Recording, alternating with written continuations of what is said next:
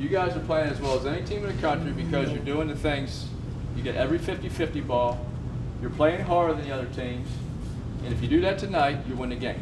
But I'm so proud of you because you're playing 40 minutes with a confidence that you know you belong here and you know you can win. In my opinion, we should win this game tonight. Let's go. Let's go. At the scene moments ago, Florida Gulf Coast head coach Andy Enfield talking to his team. We welcome you back to North Texas. Game 2 of our doubleheader here on TBS. A contingent of Florida Gulf Coast fans making the trip from Fort Myers, and they say Duck City has come to Cowboy Stadium. The Eagles have emerged as the Cinderella team in the tournament. America's team for, well, a week. It's the Eagles of Florida Gulf Coast, the first number 15 seed to advance to the regional semifinals. And it's an all sunshine state affair as they meet up with the number 3 seed in the South region, the Florida Gators. Hi, everybody. Marv Albert along with Steve Kerr will be joined momentarily by Craig Sager. And the question is, how do we explain Florida Gulf Coast? They lost twice to Lipscomb University. They've lost to Maine, East Tennessee State, to Stetson. How have they reached this point? That was like 2 seasons ago. This is a brand new season for Gulf Coast. The way they've been playing, they've captured a spirit. They've captured a magic. The way they're playing, they've captured the imagination of college basketball fans everywhere because of their style. They're running, they're dunking, they're having fun, they're dancing on the sidelines. Can they continue this improbable run against a great Florida team? Well, Billy Donovan's Gators are one of the best defensive teams in the nation. What is their approach against Florida Gulf Coast? Well, ironically, you've got the higher seeded team, or the better team, trying to slow the game down. And that's what their approach is. They're going to rely on their defense, their ball handling. They want to make Florida Gulf Coast guard, particularly on the inside. Florida is really good with their offensive execution, getting the ball inside to their 2 bigs and really making life miserable on Florida Gulf Coast. That's the goal. The Gators in the round of 16 for the 3rd straight season, back with the starting lineups and the opening tip in a moment.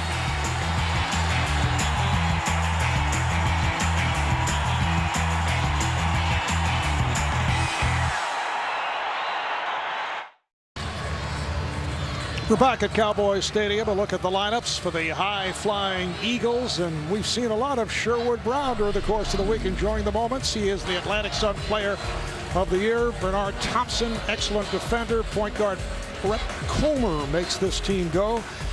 Florida with the bigs up front, 6'10" Eric Murphy, who can shoot, and 6'9" Patrick Young. Mike Rosario with a huge 25-point game of the win over Minnesota. And in his 17th season at Florida, Billy Donovan, he's taken the Gators to 2 national championships. Andy Enfield in his 2nd year at FGCU. Andy, the son of a coach, a high school valedictorian, set school scoring records playing at Division III Johns Hopkins. Now also married to a supermodel. And now I'm told he's putting together a plan for world peace. No, not that world peace. The officiating crew. The lead is Duke Edsel, a veteran of 22 NCAA tournaments, 1 Final Four. John Gaffney, Tom Nunez Jr., and we are ready. Florida and Florida Gulf Coast did play only 1 time prior to this evening. December 2008, the Gators won by 34, and that precedes the Andy Enfield era. Florida Gulf Coast, as you are all aware, out of Fort Myers, Florida, from the Atlantic Sun Conference. And Marv, they are all about tempo and action and being aggressive with everything that they do, looking to score in the half court with penetration and kickouts. And for Florida, this is about controlling tempo and keeping Florida Gulf Coast under wraps in transition. Comer played by Rosario. McKnight set the pick. Comer with the ball fake, and he draws the foul. You said it, Marv. Comer is the guy who makes things go for this team. His numbers in this tournament, absolutely ridiculous as a point guard. 24 assists and just 5 turnovers in 2 games, but he will attack the paint as well. If the pass isn't available, he's capable of scoring in double figures. Scotty Wilbekin committing the foul on Comer. The MVP of the Atlantic Zone Tournament, Andy Enfield's first recruit. And he says he sees the floor so well. He's a brilliant passer. In fact, watching the college game this year, Matthew Dellavedova, St. Mary's, Trey Burke, Michigan, Comer. Those are my 3 top passes that I've seen. Just the overall court vision, just remarkable. The Gators 28-7 coming in, started the season at 20-2, and then lost to Marshall Henderson of Ole Miss in the SEC Tournament Championship game. Rosario, Boynton, got the step. Shot clock to 2. Rosario with the runner. Rebounded by Chase Fielder. They didn't convert, but you get an idea of what Florida's game plan is tonight. Billy Donovan does not want his team taking quick shots. He wants to really probe. In fact, he told them at practice the other day, you may have to pass up good shots to get great shots in an effort to control the tempo of this game. Eric McKnight is off on his first attempt. And the ball is deflected out of bounds. Last touch by Sherwood Brown of Florida Gulf Coast. Well, the Eagles are going to play mostly matchup zone. Andy Enfield has a lot of coaching influences in his life, one of which is Rick Pitino. When he was coaching with the Celtics, Enfield has learned a lot from Pitino in terms of changing defenses. We see him do it with Louisville all the time, but they mostly like to play a matchup zone defense that changes from one game to the next depending on the personnel of the opposition. Florida being very patient. Rosario with 5 on the shot clock. Pass intended down low and was deflected out. Last touch by Florida Gulf Coast.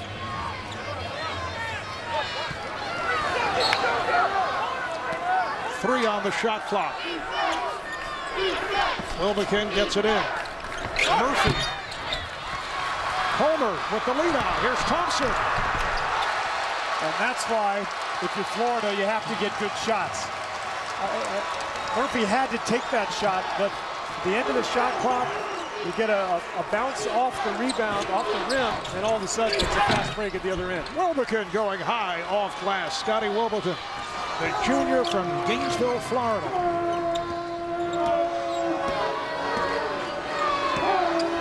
Bernard Thompson, Conference Defensive Player of the Year. This is Comer.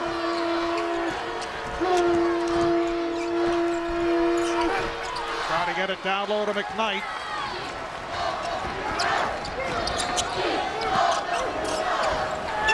Open shot for Boynton. Kept alive, Patrick Young, who averages 10 points a game. He goes 6'9", about 250. And I think for Florida, if they can contain the Eagles, if they can contain tempo as Fielder lines up a 3 and knocks it down. But I think you'll see Billy Donovan happy if Florida can just keep this game in a half court, because Young can really control the offensive glass. Murphy will be able to score. They just want to wear down Florida Gulf Coast as this game goes on. Chase Fielder, an excellent shooter, 57%, and that was from way downtown a moment ago.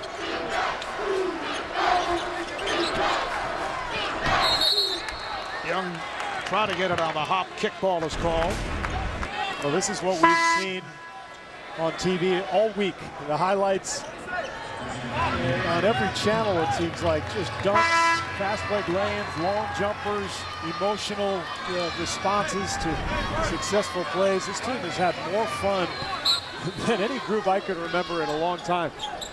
Will Uget is checked in now for Florida. Again, a kick ball.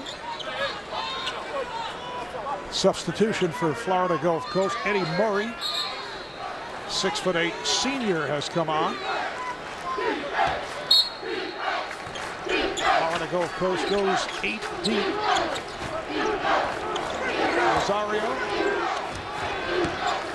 Wilbekin.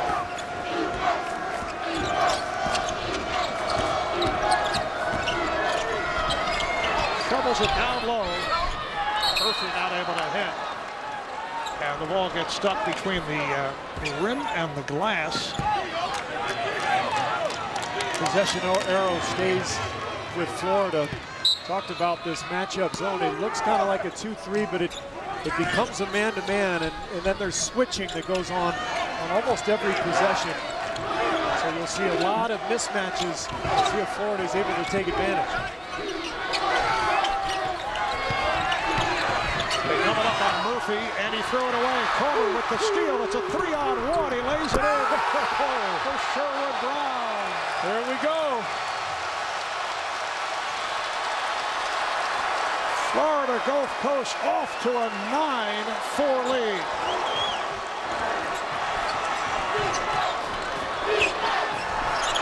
Three-point attempt missed by Rosario. And it's deflected out. Last touch by the Gators. This is Comer at his best. In transition, finding the open man. The lob here to Brown. And the Eagles off to the quick start. Greg Gumbel in New York with an All-State Good Hands update. Over on CBS in Indy, Adrian Payne from three-point land. Duke with a 1-point lead over Michigan State at halftime. 32-31. Back to Marv and Steve. All right, thank you, Greg. Fast start here for Florida Gulf Coast. Following a terrific first game as Michigan came from behind to beat Kansas 87-85. In overtime, the Wolverines down by as many as 14. What a finish by Trey Burke. Just stunning. One of the most amazing closing few minutes I've ever seen in a basketball game. Boynton.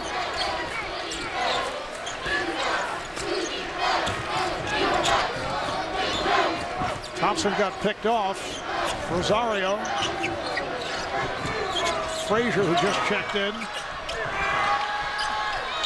Rosario coming up short, rebounded by Thompson. Florida's doing a pretty nice job offensively. They're just not knocking down any shots at this point. Bernard Thompson from downtown. He shoots just under 40 from three-point land. And look at this, Florida Gulf Coast off to a 12-4 start with an 8-0 run. A bounce pass picked off by Feeler.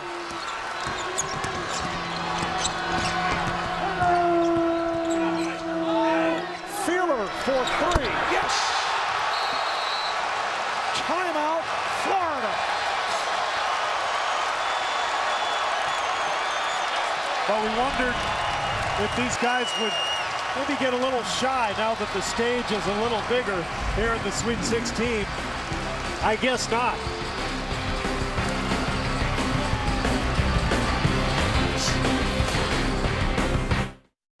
Welcome back to Cowboy Stadium, where Florida Gulf Coast behind floor leader Brett Comer has a 15-4 lead.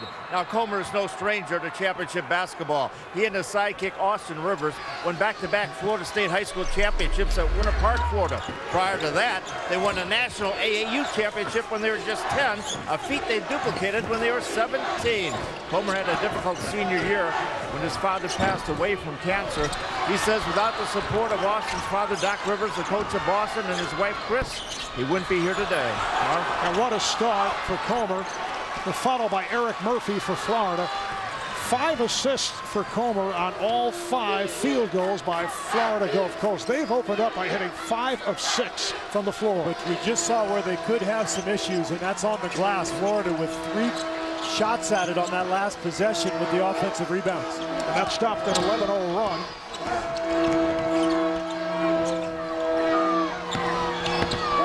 Feeler tried the reverse, stepped out of bounds. Florida Gulf Coast 26-10, including that early improbable win over Miami at home. That was the second game of the season. And then, as I mentioned earlier, lost twice to 12-18 Lipscomb University out of Nashville. Lost to 11-19 Maine, 10-22 East Tennessee State. Stetson 15-16, but they go on to win the conference tournament back on March the 9th. They were the first team to get into the NCAA and incredibly advanced to the round of 16 with the wins over Georgetown and then San Diego State. And maybe more impressive than those 2 wins was winning at Mercer in the conference tournament on Mercer's home floor. Mercer won the regular season conference championship. You're going to see a foul here on Murphy. But this is a hot team getting hot at the right time. In fact, that's what Billy Donovan said. He thought that was particularly impressive. The Eagles have now won 7 in a row and 14 of the last 16 games. Here's Will You Get checking back in for Eric Murphy. You mentioned the Miami game early in the season where Florida Gulf Coast also played VCU, Duke, and Iowa State. There's a reason they're not intimidated by anybody. They've played everyone.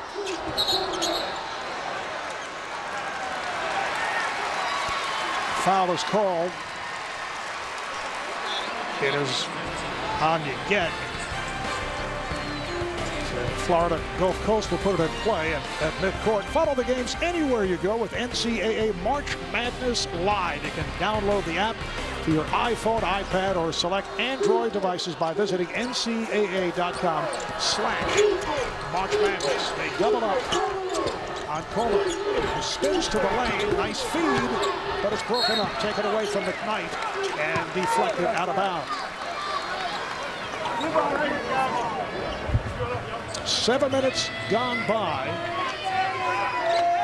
and Florida Gulf Coast with the 15-6 lead, off to the fast start. Here's Thompson, try to get it on the bounce. McKnight not able to handle. Andy Enfield not at all happy with that pass from Thompson. That had no chance of getting there. You just got to move the ball on. Give it to somebody who has a better angle for that post feed. Eagles' 4th turnover. They get Boynton, Wilbekin. Young on the post. Young with the rebound. And he is fouled. That's been Florida's best offense to this point. Just throw it up on the rim and go get it. Multiple offensive rebounds. Young will go to the line where he struggles at about 50%. But Florida's strength as a team is that they're incredibly well balanced. They only turn it over 11 times a game. They average 72 points. They shoot 48%. Then you look at the defensive side. They allow their opponents less than 54 points per game. And so the balance at both ends of the floor allows Billy Donovan to really control tempo, control games, something they have not yet been able to capture here. Allowing 54 points a game is 3rd best in the nation, and they allow only 30% shooting from 3. And here's Florida Gulf Coast coming out and hitting 3-pointers. One of the reasons they're so good defensively, they've got great versatility, particularly with You Get, Casey Prater, who you'll see coming in. They've got guys who can guard multiple positions. And I think you'll see Florida mix up their defense a little bit to maybe play a little zone, a little matchup zone, try to keep the Eagles off balance. Juan Graff, backup point guard, a freshman out of Charlotte, has come on, as has Christoph Varadel, a 6'2 junior by way of Switzerland.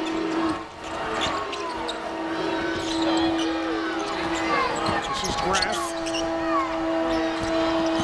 Fielded passed on a 3, takes to the rim, and it's called for the offensive foul. It is a charge, and we will step away. 11 and a half remaining. First half, strong start for Florida Gulf Coast. A couple of notes for you as we look behind the stats presented by LG. We talked about the Eagles' 7 straight wins. The Gators making their 3rd consecutive Sweet 16 appearance. Last season, Steve, they lost in the regional final to Louisville. 72-68, Billy Donovan going up against his mentor, Rick Pitino. They had a lead late in that game, too. Really had control of that game for most of the night and gave up that lead late. And they've done that a couple times. Similar situation against Butler a couple years back, also in the Elite 8. And Louisville able to advance. Earlier today, Murphy on the block. Shot blocked. Went to the hook, and it was rejected. Here comes Graff. In trouble, lost it. You Get, took it away, and a foul on Graff. And Comer races back into the game. Andy Enfield was trying to get him just a little rest. There's the block. But when you don't have Comer on the floor, your transition looks a little bit different. And obviously, Enfield counting on his point guard just gets him right back on the floor. 4th turnover for Florida Gulf Coast. Casey Prather, 6'6" junior, has come on for Florida. That's Prather with it. Willigan.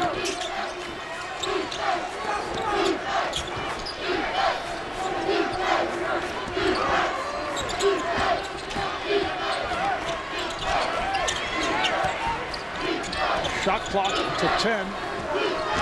Wilbekin gets inside. Rebounded by Brown. A matchup zone giving Florida some problems. Here's Comer to the rim, and it's put home on the follow. Sherwood Brown, who leads the team, averaging just under 16 points a game, extends to a 17-6 advantage. That reverse did not work. Yet had an opportunity. Maradell at the baseline, shut down by Yet.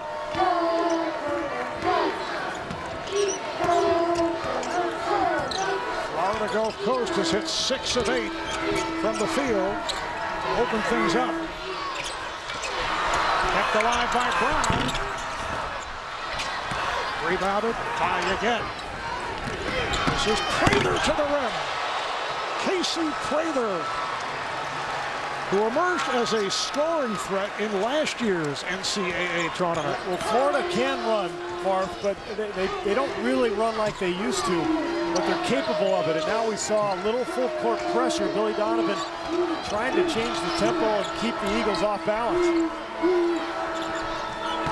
Wheeler getting it down low. They double up. Good play by Murphy. It's knocked out of bounds. Last touch by Florida Gulf Coast. One of the things that Billy Donovan was really worried about was boxing out. Florida Gulf Coast is really active, and you see just a blatant lack of a box out by Kenny Boynton, who was probably worried that that pass was going to go to the corner. So he got sucked down onto the play, and Brown took advantage, just had a free run to the hoop.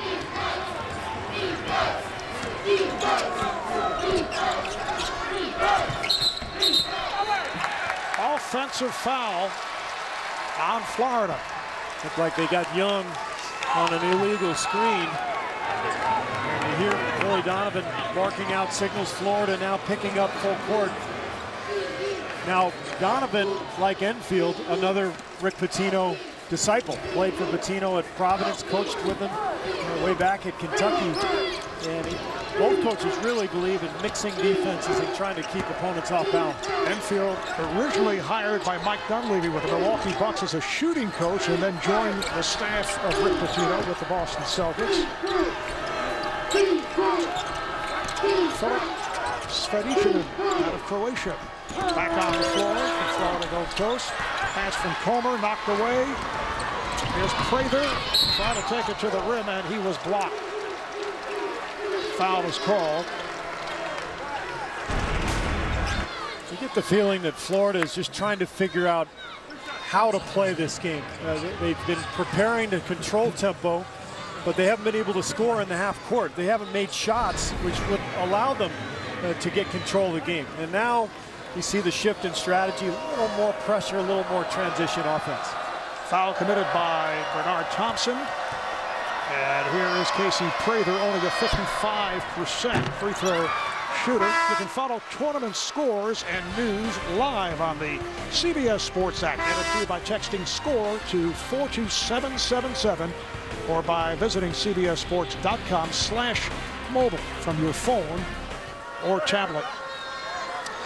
Florida Gulf Coast, in only their second year of eligibility for the NCAA tournament, only their 6th year in Division I. The school opened up in 1997, so it's only the 12th year of existence. Half the university's 13,000 students are from Southwest Florida. Pretty good contingent showing up here in North Texas. Andy Enfield was talking about the difficulty of fundraising for this school because their oldest alumni are about 35 years old. You need the website, the techie guys to get involved. That's right. Comer with the runner. This is Rosario. I really like this lineup for Florida, especially defensively with Prather and Yet. Very versatile.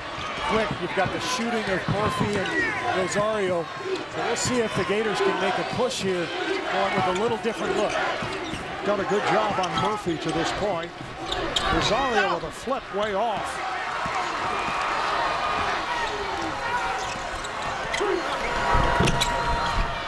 Oh, the running one-hander by Christoph Varadel. Well, Varadel was huge in that San Diego State game. Had 11 points, hit some really big shots when Sherwood Brown went to the bench with foul trouble in the second half. Rosario rims out, Prather is there, and he is fouled. A 19-9 lead for Florida Gulf Coast. Estimated crowd of about 30,000 here at Cowboy Stadium as we check out our tournament summary. State of Florida 6-1, the one loss, Miami getting eliminated. How about Rick Pitino moving on, 11-0 all-time now in the regional semifinals. Well, remember the regional semis are played 5 days after the third round, so Pitino with 5 days to prepare for a team, obviously pretty incredible record. Florida Gulf Coast has hit 7 of 12 from the field, but they've turned it over 7 times. Florida just 4 for 20 here at the start. And 0 for 5 from the three-point line. I think their strategy was sound, Marv. Sometimes in this game it just comes down to making shots, and the Gators just haven't been able to do so. Oh, Fielder with the lob to Murray. That's the risk you take if you're Florida with the full court pressure. We've seen that several games in a row now from the Eagles. And in their last game, Florida very successful coming out with the press against Minnesota. That's a 3 for Rosario.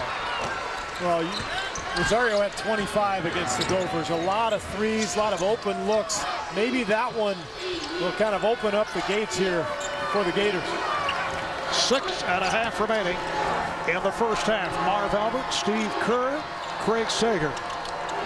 And Florida Gulf Coast continues their stunning play. Getting off to this early lead. Brown fires for 3. Brown with the save. And now pops it out. Graff looking back at head coach Andy Enfield.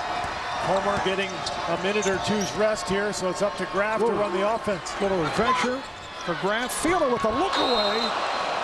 And the ball back to the Gators. They're so aggressive in everything they do. They are susceptible to turnovers. That was number 8 for Andy Enfield's squad. They average about 15 turnovers a game on the year, and Comer immediately comes back.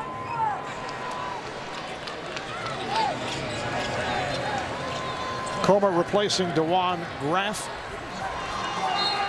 7-point lead for Florida Gulf Coast. Eagles have emerged as the talk of the tournament. They have certainly destroyed more brackets, not even close. Frazier, as the three-point touch, has not been able to locate it, and a turnover by Florida. Here comes Comer. Fielder. They spread it out. Wheeler's got a mismatch with Wilbekin. Varadel, no hesitation, and run into, fouled by Murphy. And that's a 3-point attempt. Yeah, and that'll be the second foul, but we talked about Florida picking up the tempo a little bit with full court pressure, but this is where they're vulnerable. Florida Gulf Coast does not have a strong front line, but they have a long, active one. These guys can really run and jump. Second foul committed by Eric Murphy. And now Christoph Varadel, who is the team's best free throw shooter, 83% at the line, and he will shoot 3. Don't miss on NCAA tournament gear, including Sweet 16 shirts at the official store of the NCAA. Get your gear now at ncaa.com/shop. I'm not sure what was more impressive about Varadel the other day, the big shots he hit or the chicken dance he was doing on the sideline with about 3 minutes left. Did you say toss-up? Is that what it was a toss-up? It was really close. That's been the great thing about these guys in the tournament. Or I mean, you think about the nature of this event, one and done. You see so many teams who are, maybe powerhouse programs who are more relieved than anything when they win. These guys are just taking utter joy in every play. Yeah. Every minute. Yesterday at practice, they're taking pictures, they're dancing, they're filming stuff. I mean, they're enjoying their trip. Well, it's worked to this point. Their players have not exactly been low-key, erupting as if they are actually astonishing themselves. Wilberton able to get to the rebound. That's a three-point attempt, and it pops home. Michael Frazier, who shoots 46% from three, which is number 5 in the nation. And Florida's just managed to hang around. This reminds me a little bit of our first game. Kansas totally dominated the first half, and yet we went to the break with Michigan only trailing by 6.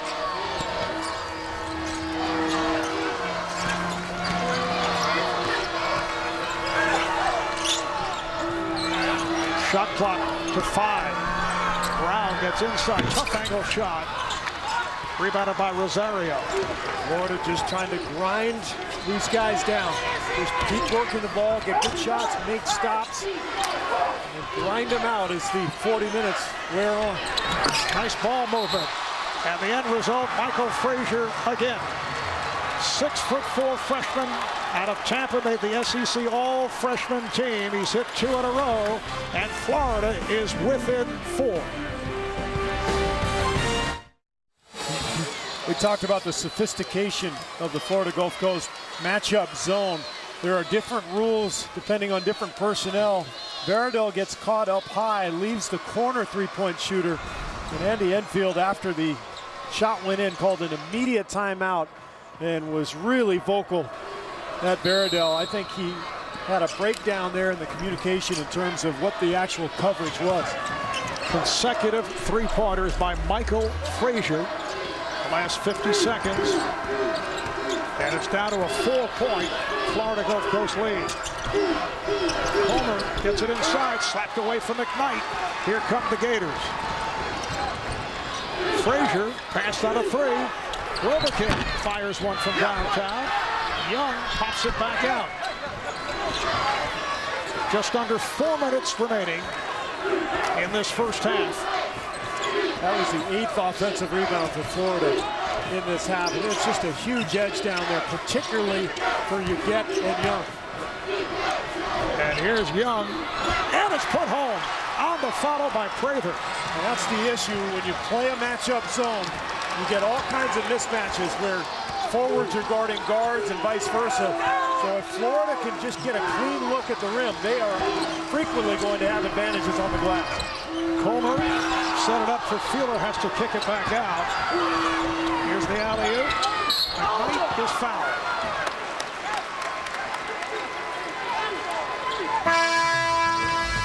Here's the Gator. Yeah. Joakim Noah of the Chicago Bulls, rooting on his college team, a member of 2 of their national championship title squads. Greg Gumbel in New York with a tournament update over on CBS in Indianapolis. Seth Curry lighting it up from long range for Duke. His 6th 3 of the game. He has 23 points on the night. Duke leading 41-38. Right around 15 minutes remaining in regulation, Marv. All right, Greg, let's take a look at our game summary. 27 shots attempted by Florida, just 15 by Florida Gulf Coast. And you see the turnovers, that's part of it. 5 extra possessions for the Gators, but 10-2 on the offensive glass for Florida. So that's where those extra possessions are coming. And if you're an Eagles fan, that has to scare you, because eventually Florida's going to start making some shots. We've seen it in the last few minutes. So if they can consistently knock down some jump shots, they can really take control of this game with their strength inside. McKnight only a 54% free throw shooter, misfiring on both. Florida down by 2, just under 3 to go in this first half. Mike Rosario out of Jersey City, New Jersey. Is Wilbekin getting into the lane, and the game is tied. Boy, how good has Wilbekin been this season, taking over the point guard role for Florida. Averages about 9 points, 5 assists, really steadies this team. He's one of the reasons they take such good care of the ball. Took over from Irving Walker at the point. He was the backup last season. Here's Comer with a runner. It is waved off.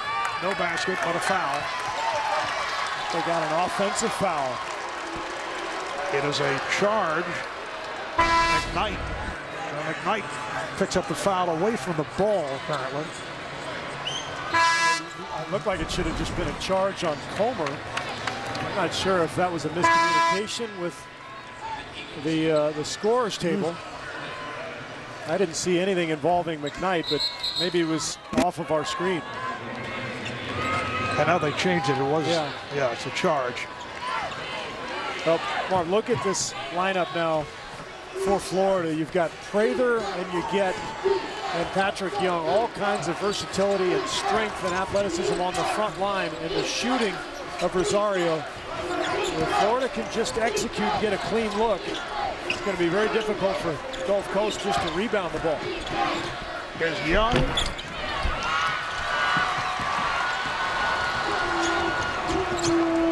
Feeler bringing it across and puts it right into the hands of Comer. That may be the key to this game going forward for Gulf Coast, their ability to just battle on the glass. Nice play. You get with that steal. Rosario, yes. Mike Rosario giving the Gators their first lead of the night on that three-point shot. 13-0 run for Florida. The Eagles really on their heels now. The tempo of the game has completely changed. We haven't seen a transition opportunity for them in a long, long time.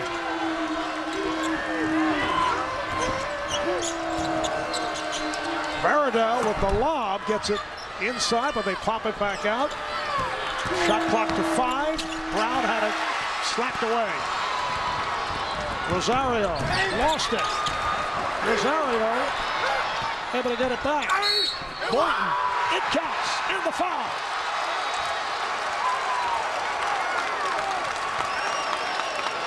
Speed, quickness, athleticism, versatility.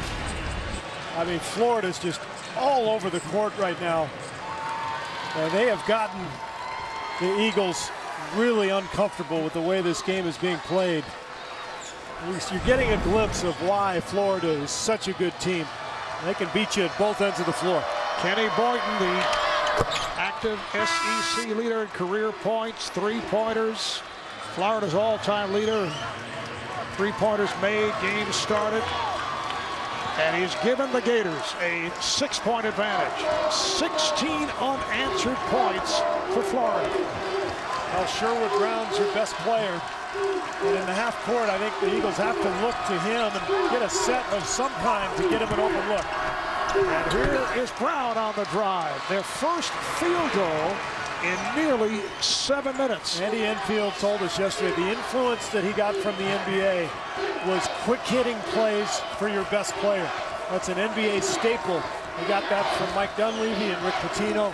That's what that was right there. You need a basket, draw something up for your best player. About a 3-second differential between the shot clock and game clock.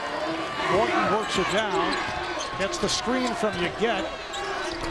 Now finds Yeget. Final seconds of the half. Here comes Baradell. Can he get it off? No.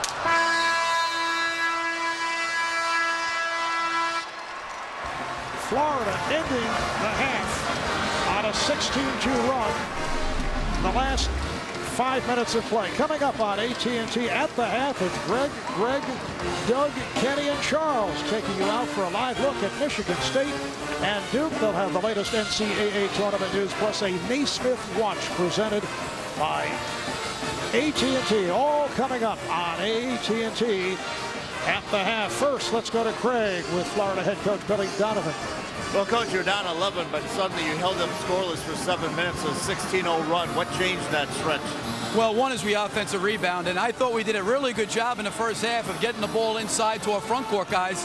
just unable to finish around the rim, knocked down some threes, created some turnovers, which enabled us to kind of get back in the game. Obviously, it's been an incredible run, but do you feel like you can wear them down here in the second half? You know, I don't know. They're a very, very good team. They've played great in the second half. Our guys understand this is a 40-minute game, so I'm just happy we got back in the game because for about the first 13 minutes, our shooting was abysmal. All right, thanks a lot. Back to you, Marv. Well put. Billy Donovan in his 17th season at Florida. He's taken the Gators to 2 national championships and 4 SEC titles. So that's the end of the first half. Florida on top, coming from behind. We'll take a break as we send you to AT&T at the half. You're watching the NCAA Men's Basketball Championship.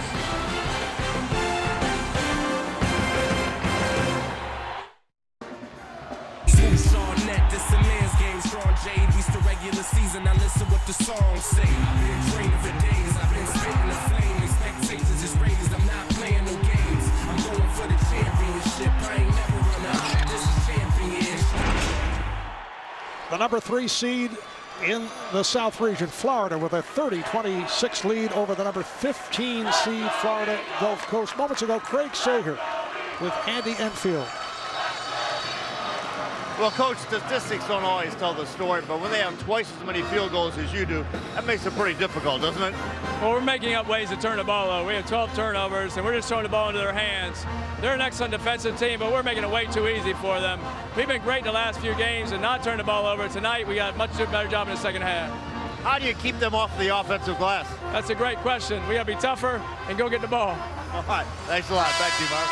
Well, statistician Paul Evans points out on the subject of turnovers, Florida Gulf Coast never went more than 3 minutes without committing a turnover in that first half. Well, they're overwhelmed on the front line physically. In the backcourt, they can hold their own, but you get, and Prather in particular came in, and their defensive intensity changed this game. The live body of Prather made a difference. You did a good job off the board. Florida Gulf Coast in the blue, in control as this second half gets underway. Sherwood Brown, Brett Comer, Chase Fielder. A little different look from the Florida defense with that zone. And again, Florida Gulf Coast has some trouble getting an open look. There is Boynton, yes! And the foul. Well, this is the Florida team that we expected to see. They got off to that horrific start offensively that allowed Florida Gulf Coast to control the game. But once the defense kicked into gear for Billy Donovan, now the offense is following suit. Foul committed by Fielder, his second three-point play for Boynton. And Florida extends to a 7-point lead. Quite a scene a moment ago watching the Michigan players come out, do a little victory lap through the stands, coming off that spectacular come from behind win in overtime against Kansas. A running hook by Rosario. And the onslaught continues for the Gators.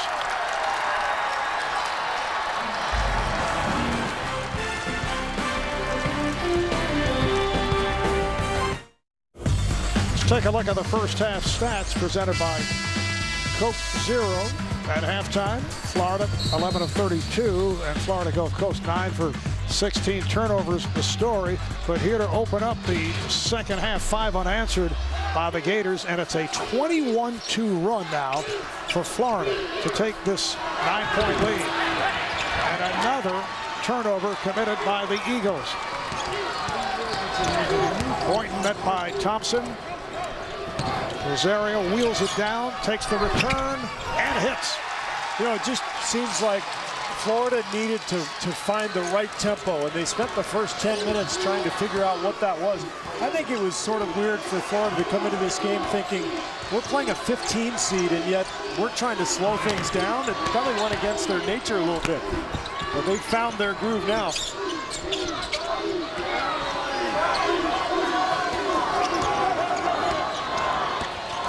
And you can see that tough Florida defense kicking in as Fielder was not able to put it down. Boynton lost it from behind. Good play by Comer.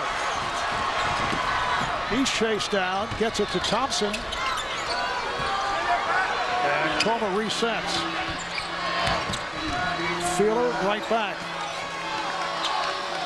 Talked earlier about the outstanding defense of the Gators, allowing only 54 points a game. That's third in the nation. Fielder for three.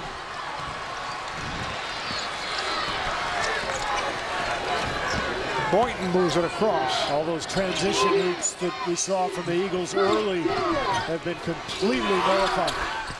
Willikin coming up with air. There's Comer. Loops it, and the stuff.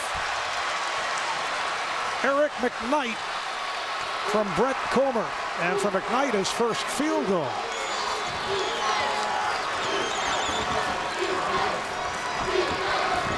Three minutes gone by, second half. Murphy, he's been off. 1 of 5 from the field. Yeah, coming off that tremendous performance on the first weekend of the tournament, Murphy couldn't miss.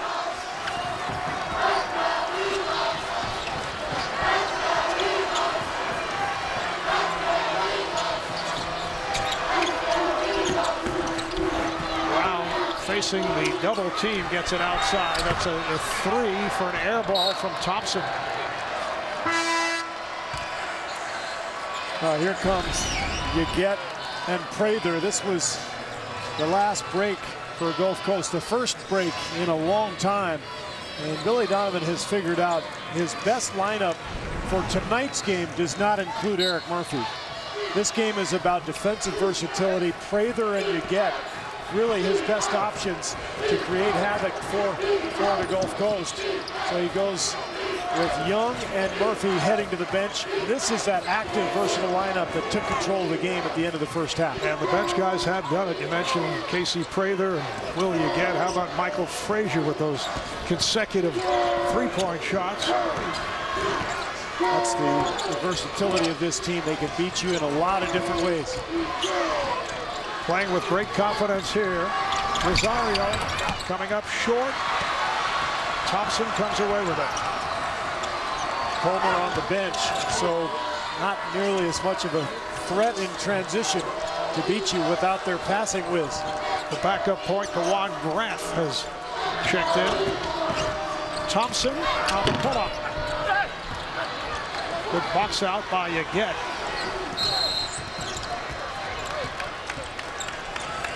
Billy Donovan takes the timeout. Florida has taken control, 37-28. See real stories of human achievement featured on the Buick Human Highlight Reel at ncaa.com/Buick. Winner of this game will go up against the Wolverines of Michigan on Sunday afternoon in the Elite Eight. Michigan with a win over Kansas. Bill Self, we're told at the press conference, said it was one of the most difficult losses in his coaching history. Well, it's always just a gut punch when you lose in the tournament, particularly this deep in the tourney. But to lose that way, I can totally understand Self's comments. And they had that game in the bag. Any one of about 10 different plays, and the Jayhawks would have pulled it out. We'll take another break with 5 minutes gone by, second half.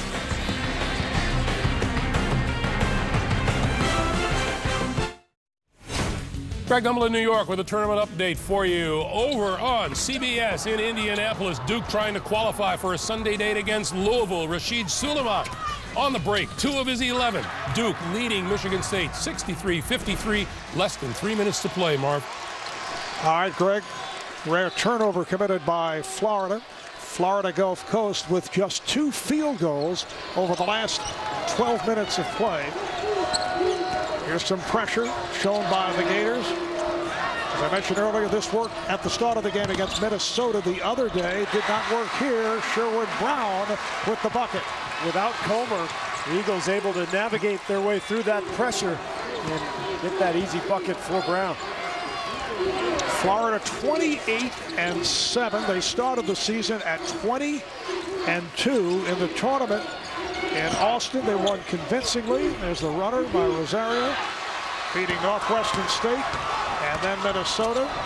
Thompson with the bobble and lost it. Another turnover committed by the Eagles.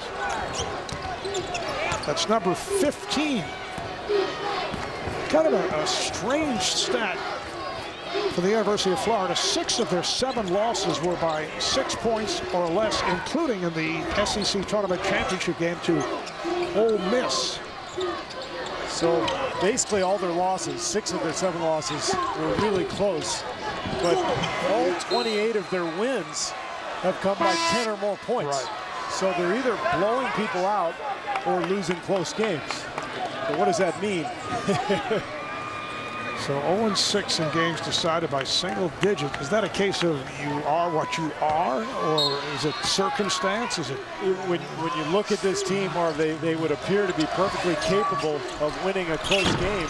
Part of it, I think it's just a random number. I mean, the other way to look at it is usually they're blowing people out, and that's how good they are.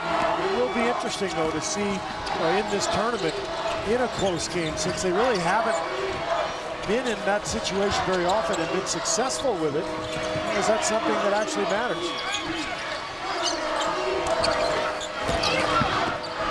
Here's Brown. Draws the foul. Nice hesitation move by Sherwood Brown. You can get coverage of the Division I women's basketball tournament at ncaa.com/women's Final Four. Foul was committed by Scotty Wilbekin. Brown to the line, a 67% free throw shooter, leads the team in scoring, just under 16 a game. Averages 7 rebounds to lead the Eagles, listed at 6'4", maybe an inch shorter. But he gives his team its edge, Marva. We saw all the highlights from last weekend, all the dunks, all the plays. He's wagging his tongue at the fans in the stands.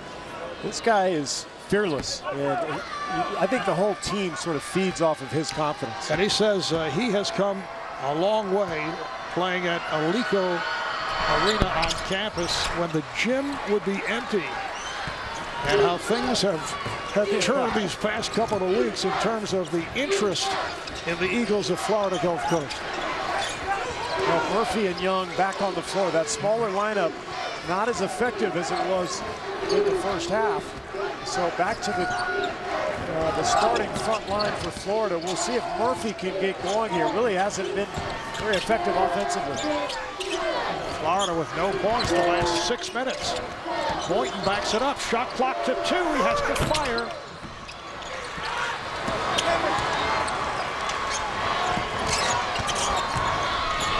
Brown trying to back his way.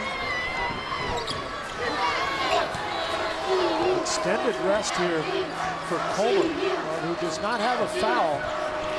But I think Andy Enfield feels pretty comfortable with the way this group has conducted itself until then. An unforced error on the pass from Feeler to Brown.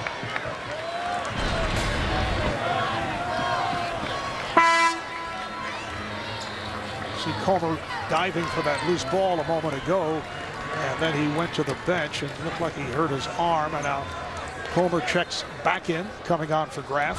Well, they've kind of found their footing at least. They're dealing, for the most part, with Florida's speed and pressure, and they've done a better job on the glass, but they've got to put together a little stretch here where they make a shot or two just to capture some momentum and take advantage of the fact that they're kind of back in it a little bit. Michael Frazier back on the floor, hit the 2 threes. 2 shots in the first half.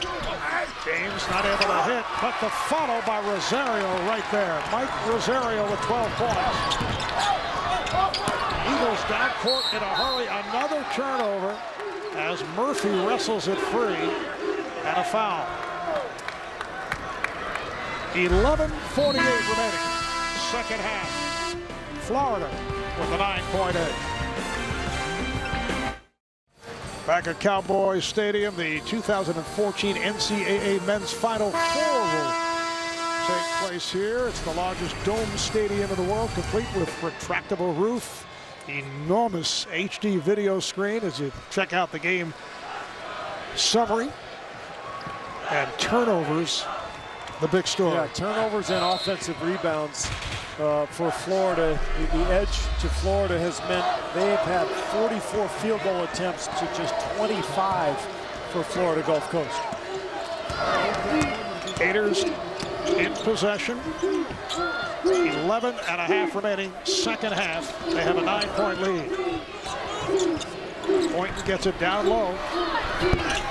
And Patrick Young with his second field goal, he has 5 points. And every time Florida makes a basket or gets to the line, they get their defense set and they force the Eagles to try to score in the half court, which has proven to be extremely difficult tonight.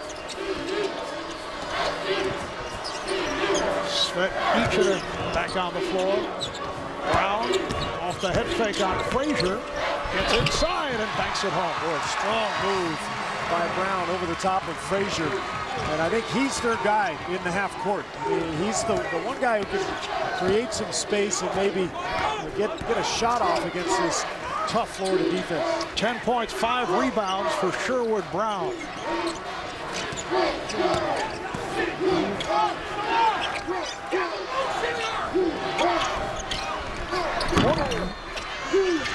Ball's back tap, kept alive. Here's Boynton, and he is fouled.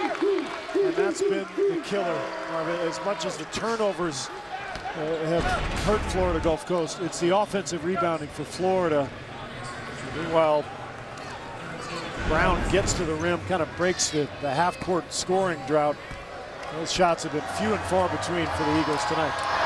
Svenichinen called for the foul. Boynton, an 84% free throw shooter for the Gators' comprehensive blueprint on how to take down the Cinderellas from Florida Gulf Coast. Get Team Stream from Bleacher Report. You know, it doesn't show up, at least to this point, of the box score, but Kenny Boynton is all over the floor.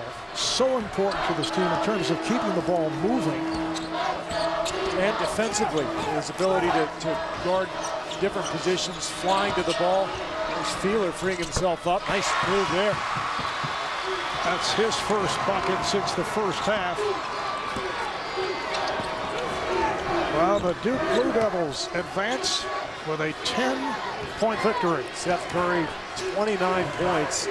Probably the best shooter in the country. He's just got a gorgeous stroke. Seems to run in the family. Eric Murphy. It's only his second field goal. Murphy and Young now each with a jump hook in the lane. So it's starting to get its low post offense going. Homer with a wild pass intended for McKnight. So the ball back to Florida. That's turnover number 17. Homer is such an aggressive player, Marvin, a brilliant passer, but his game has really transitioned. And against this Florida defense in the half court, he's taking a lot of chances, but as a result, he's got a lot of turnovers. 7 on the night already. He had the early 5 assists. 6 for the night, along with the 7 turnovers.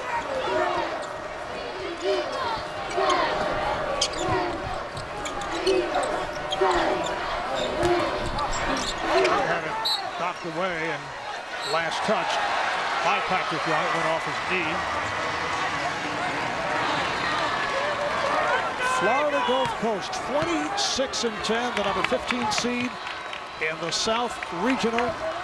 First number 15 in tournament history to advance to the regional semifinals. They have been the Cinderella team coming into this weekend.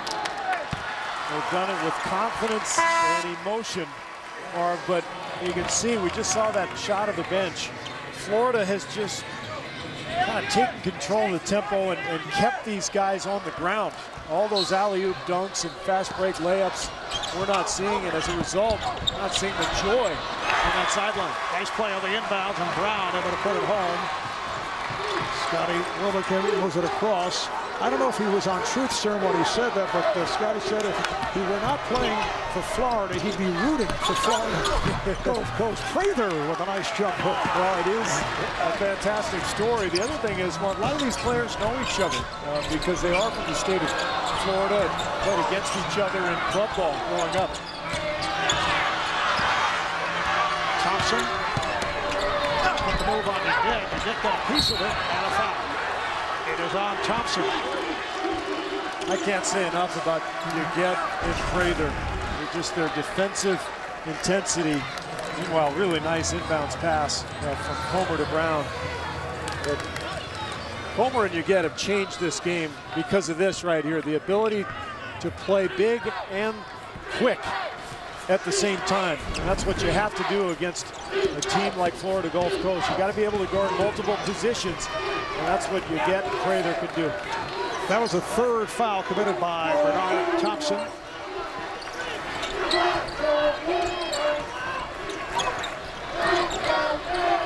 They swing the ball so effectively.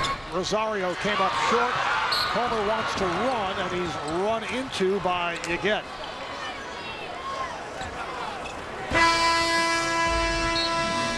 Yeget picking up his second. Will step away. Well, the winner of Florida Gulf Coast, will go on to play Michigan Sunday in the Elite Eight, and what a terrific first game we saw here. Just a miracle finish for Michigan. They looked like they were done for, but Trey Burke, their All-American point guard, completely took over the final few minutes of regulation and overtime. Fantastic numbers, and look at this. How about that? The last two players with 20-plus points, 10-plus assists. Well, Trey Burke did it tonight, and how about Billy Donovan playing for Rick Pitino with the Friars of Providence against Alabama back in 1987. Unbelievable run for the Friars. That was a team that went all the way to the Final Four. Remember, that was the year Keith Smart's shot beat Syracuse in the championship game. Fielder trying to get inside, had it knocked away. Wilbekin on the run, goes all the way, and the tip is put home.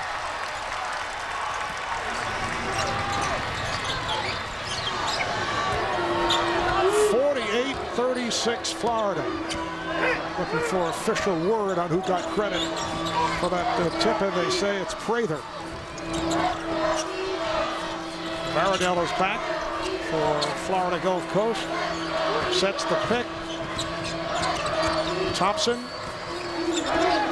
Cut off by Prather. And a reach-in is called. Well, we talked in the first game between Michigan and Kansas how important it is to have forwards in today's game who can guard multiple positions. Prather and Yeget, their ability to switch out on guards and yet battle bigs for rebounds, come over and block shots, make steals. It makes offensive execution in the half court miserable, and that's why Andy Enfield's team is having such a hard time. Foul on Yeget, his third. The smack-talkingest smack talkers are back. Men at Work. A brand new season premieres Thursday at 10/9 Central, only on TBS. Very funny. And I know both you and I relate very well to smack talkers. Oh, of course. There's pressure on the inbounds. Pressure continues. Wilbekin, nice job, got it ahead. Boynton in the front court. Got a lot of guys who can handle the ball against pressure. Boynton, Wilbekin, Rosario, even Prather, his ability to come back and relieve pressure. That's why Florida only turns the ball over 11 times a game. Gators being very patient at the offensive end. And now Wilbekin fires up a three. Brown, 4-3. Not a good shot. Yeah, but the problem is Brown knows that if he waits in the half court, there's not going to be much better. So I think they're pressing a little bit to find an early shot in transition, even a long one like that. On the Florida turnover, Florida Gulf Coast gets it back. That tells the story right there. They were able to control tempo the first 2 games against Georgetown and San Diego State. The Eagles were. But those 2 teams weren't nearly as accomplished defensively as Florida. And the ability to control the ball and not turn it over for the Gators, also a major factor. Offensive foul. The officials checking with each other. And that is the call. It's on Comer, his second. This is his 8th turnover of the game. Really didn't look like much. Kind of an acting job there. But he gets called for the foul. Pressure being shown by Florida Gulf Coast. And again, Florida has no problem with it. See Boynton telling Wilbekin, let's settle it down.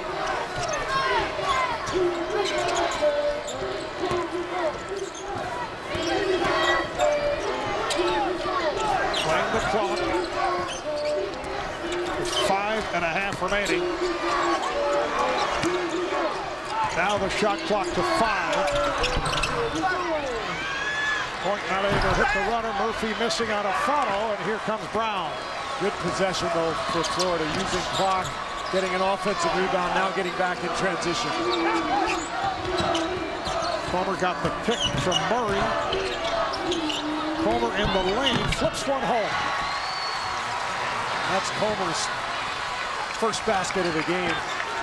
Something he's been quite adept at, that little floater in the paint area. We saw a lot of that last weekend.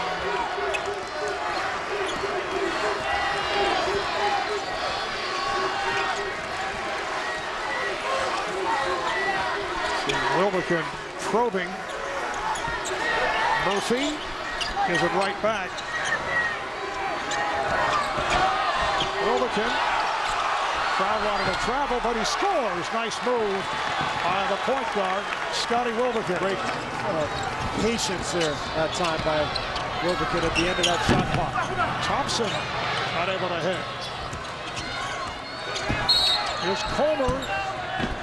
Draws the foul. Just the 4th team foul on Florida.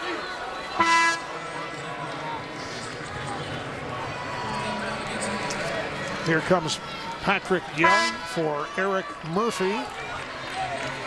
The pressure of this defense has really taken its toll. It's just become such a grind. Look at Comer breathing heavily. Remember, he had 5 turnovers total in the first 2 games. He's got 8 tonight. And I think just the depth and intensity of the Florida defense has taken its toll. Murray, stopped by Young. Nice pass to set it up for Chase Fielder. So the lead is 9. Florida has led by as many as 12. Early on, Florida Gulf Coast led by 11 as they jumped in front early. And the foul as Rosario is hit from behind by Murray. Florida Gulf Coast had a 15-4 lead 6 minutes in. But things settle down. Florida led by 4 at the half. And they're in control.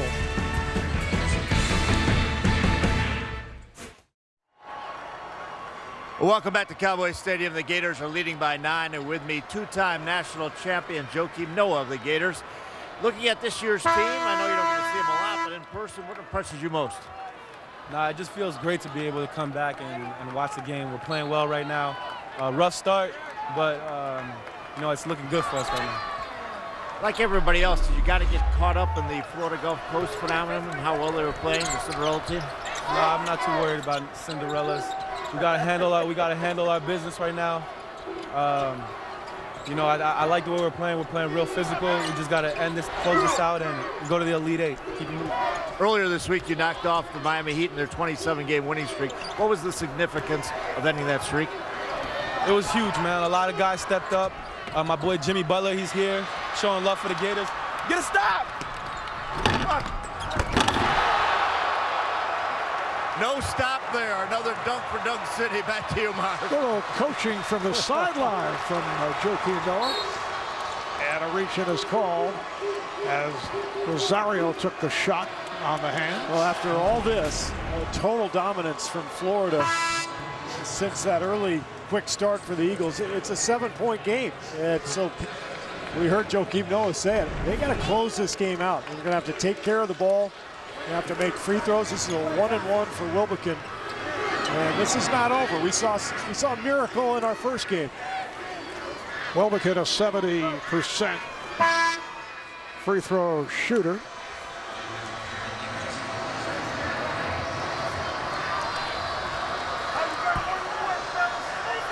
Making his first appearance at the line. Florida has led by as many as 12. We're down to 3 minutes, 11 seconds remaining in the second half. One shot. Here we go.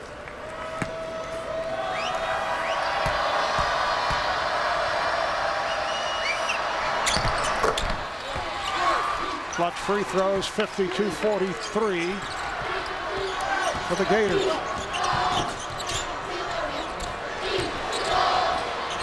Comer making the turn. Brown pulls it back. Nice move and hits Sherwood Brown. Good execution from Gulf Coast, really getting some good ball movement, and then the finish from Brown off that step-through dribble. That was impressive. Foul there on Thompson. And for Thompson, that is number 5. And there's Brown, but really the play was made by the ball movement, getting it swung side to side. That gave Brown the room to make that move. Thompson, the Conference Defensive Player of the Year, has just fouled out. 2 of 7, 6 points. And again, it'll be 1-and-1 for Florida. Florida Gulf Coast last season went 15-17. 3 years ago, the Eagles were 8-21. And here they are at Cowboy Stadium going up against the Florida Gators with a chance to get to the Elite 8. Well, Seth Rogen's kicking off Conan Live from Atlanta Monday at 11:10 Central on TBS. Wilbekin with another clutch free throw, and Florida, every time they get to the line, not only can they add a point, but if they make that second one, they get the defense all set, and again, force Florida Gulf Coast to score in the half court. Gators hitting their free throws, 10 of 14 at the line. Not a strong free throw shooting team. That is a tie-up, and the arrow in favor of Florida. Just been a nightmare for Brett Comer, who's been just phenomenal in this tournament, but 9 turnovers tonight. He just has not seen this kind of defensive pressure and versatility. So many of the Gators have taken turns guarding him, jumping out on him, switching, double teaming, and that's been the key number there for Florida Gulf Coast. The turnovers have just done them in. What spot on the floor being taken care of? Florida will throw in. Florida Gulf Coast with that 15-4 jump start, 6 minutes into the game, and then the Gators able to settle down. An enormous number of turnovers committed by the Eagles. Foul is called. So again, 1-and-1 as Comer picks up number 3. And just as important is the lack of turnovers for Florida. I mean, that's the whole thing. When you're trying to control tempo and keep a team at bay, it's live ball turnovers that you have to avoid. That's what we saw last weekend at Georgetown and San Diego State. So many of those turnovers turned into highlight reel dunks, which led to emotion and confidence. But Florida has taken care of the ball since that quick start for the Eagles, and it's just been a grind in the half court. Just under 2.5 minutes to play here in the second half. Murray looking for the shot, gets it back to Comer. Here's Varadell for 3.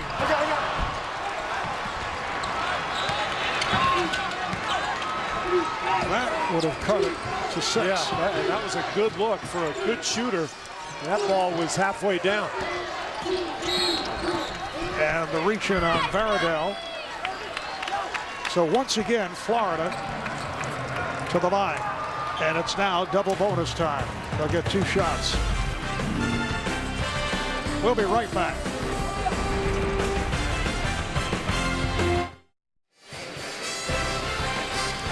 Reminder, coming up next, Ernie Johnson, Seth Davis, Steve Smith, and Villanova head coach Jay Wright with all the highlights and analysis on Inside March Madness, presented by Buick right here on TBS. Apparently they waved off that last foul. It was a timeout call. The contact came after it, so there's no foul.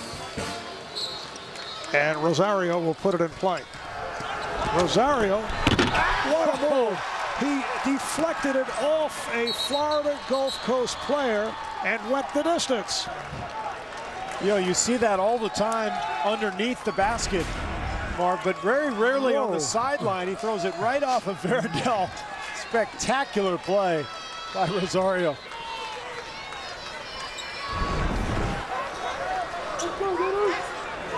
(56-45), Gators with the lead, just under 2 minutes remaining.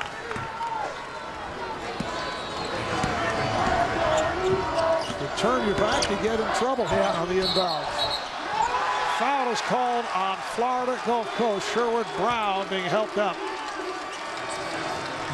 Remember, Comer did this to Georgetown early in the tournament. That was the second round matchup off of Lubick.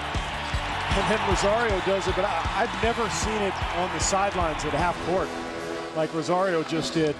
But with Florida Gulf Coast up pressuring the Gators, trying to make a steal, there was nobody in the backcourt to protect the rim. That's what made it a perfect play. The Gators of Florida in their 18th tournament appearance, their 9th Sweet 16, looking for a 3rd consecutive Elite Eight. What a play by Mike Rosario, who has put together a 2nd straight excellent game. Had the 25-point performance against Minnesota in Austin, including the 4 3-point shots. He's come a long way. He originally went to Rutgers out of St. Anthony's High School. Legendary coach Bob Hurley. Transferred to Florida, said he really wanted to play for a big-time program that had a chance to win, but he's had his run-ins with Billy Donovan. We asked Billy about it yesterday. He said he's really grown and matured, and there are times where he actually comes to Billy with suggestions on game planning. Well, he was called out by Billy Donovan for his game against Northwestern State and then bounced back against Minnesota. Apparently that over at the videotape, they're looking at the last foul in which Uget was run over by Brown. Remember, anything that has above the shoulder contact right here, that elbow, which looked inadvertent to me, but anything that's above the neck is automatically reviewed. Uget really takes a shot there from Brown,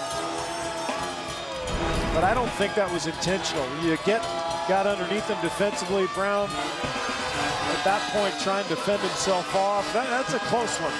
I don't know how you can determine whether something is intentional, because then you are going into the player's mind. Another area. I mean, if it's above the shoulder, that's what it is, right? I mean, sometimes there's just a basketball play, and you know, if you get underneath the guy defensively, sometimes you're going to get hit. That's just the way it is. And you get right inside, no question, Brown shoves off, and that's a good call by the official to call the foul. But I think the fact that it was on his chin was not an intent. Well, they just changed it to the F1, as they like to say, flagrant 1, because it was above the shoulder. Well, remember, this rule is really put into place to protect the players. NCAA is worried about the players' safety and health, so that's why the rule is in place. And I have sort of mixed emotions about it. We get so many of the stoppages in play, and a lot of these plays are really inconsequential to what's happening. But again, it's about the player's safety. Lead official Duke Edsel coming over to give us the ruling. So here's will you get a 58% free throw shooter. He's the guy who took that high shot. We've got some guys who really struggle at the line. You get Prather, Patrick Young. They can all really get into a funk from the foul line as you get missing two. But he's been a major force here tonight out of Bordeaux, France, and moved to the United States. Sat out a while in February, had that knee injury and sidelined for 6 games after missing 11 games last year with a broken foot. But he and Prather and Frazier have helped turn things for the Gators. Despite the fact Get has not scored, but has 4 rebounds, 4 steals, 2 blocks. Very active. He and Prather changed the game in the first half with their defense. That's when the entire momentum shifted. And again, Gators able to use the clock, and this magic run coming to a close for the Eagles of Florida Gulf Coast. Man, was it fun while it lasted. It wasn't just winning a couple of games as a 15 seed. It was the way they did it.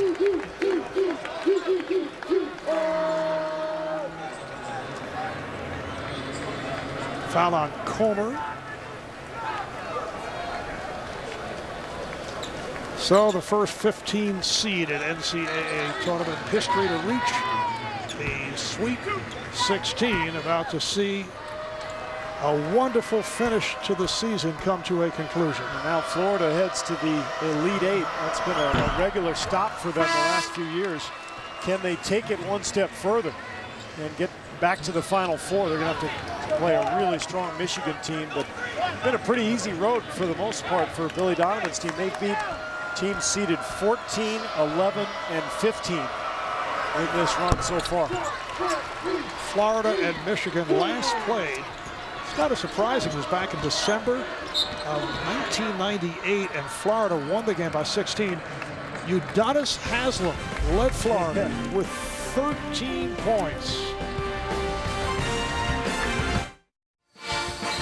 All right, Steve, here it is, the Degree Do More moment of the game. Well, Florida, it's been a workmanlike effort by Florida for the most part, but this was kind of the highlight to finish things out. Rosario with the really kind of bizarre play, but taking advantage of Veradell's lack of vision defensively.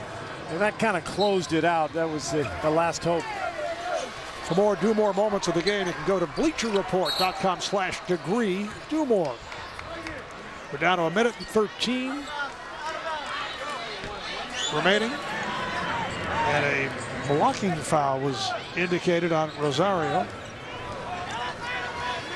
It's only their 15th foul.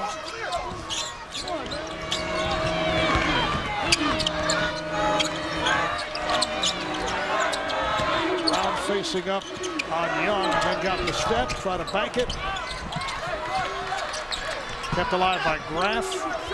There's Feeler. Rosario on it. Final minute. And the foul is called on Graff. The Gator portion of the crowd has come to life here down the stretch. Florida will go to 29-7, 5 wins the last 6 games. And the darlings of the tournament, and we've been talking about it, what an amazing story it has been for the Eagles of Florida Gulf Coast, but they are headed back to Fort Myers. And no matter how it ends in this tournament, it's painful. I mean, 67 teams end up with tears in the locker room. So much of this is about seniors who are playing their last game, but a magical run ends for this Eagles team, but they will go home with some amazing memories. Florida will advance to the Elite Eight for the 7th time since back in 1985, and 3 in a row. That's a 3. And leads to a timeout. So Varadell able to knock it down. And we're down to 47 seconds.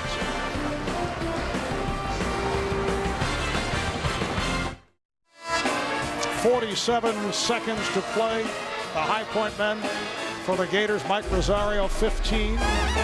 Off the bench, Casey Prather had 11. And Scotty Wilbekin with 11 points. It's a fast start by Florida Gulf Coast. And Florida came on, ending the first half with a 16-2 run. They led by 4 at halftime. Overall, an extended 23-2 spurt over 7 minutes. And they took control, and they've been able to play the clock so effectively. Foul on Brown, making contact with Florida. It was really just about finding the right tempo and getting their footing in this game. They were a little confused early. They knew they needed to slow the pace down, but they missed almost everything in the first 5-6 minutes. Wide open looks, and as a result, they just couldn't get a feel for the game. But the defense, again, Prather, you get coming off the bench, Frazier knocking down a couple threes. The bench play for Florida turned the tide in that first half and got things in the Gators' favor. Wilbekin now 6 of 7 at the line.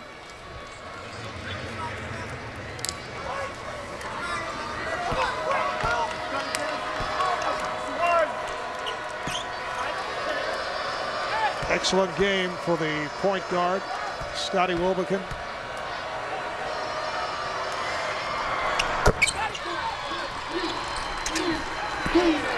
.13 points for Wilbekin. Varadell with the step.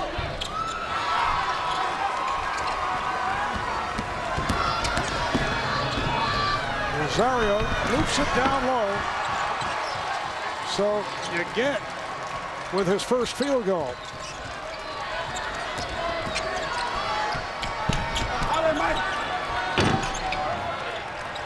And it will be the Gators of Florida going up against the Wolverines of Michigan in the Elite Eight on Sunday here at Cowboy Stadium in North Texas.